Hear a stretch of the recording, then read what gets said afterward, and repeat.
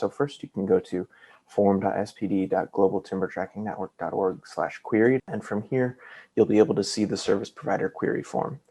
You can enter your name, your email, and the name of your organization, and then the criteria for your service provider, and submit a query to find service providers that meet your criteria. So this screenshot shows the form for querying for service providers by location, but we also offer queries for service providers by product. Note that this query has different fields for criteria than the query by location form. So once you've filled out this form and you've run your query, you'll see a list of service providers that meet your query criteria. And so as you can see here, the service providers who've updated their information in the past year will appear at the top of the list, and the date of their latest update will be displayed in the results. So that's that red text here. From here, you can select the providers that you would like to submit a request to. So those providers will receive an email message, and you'll receive a copy of that message.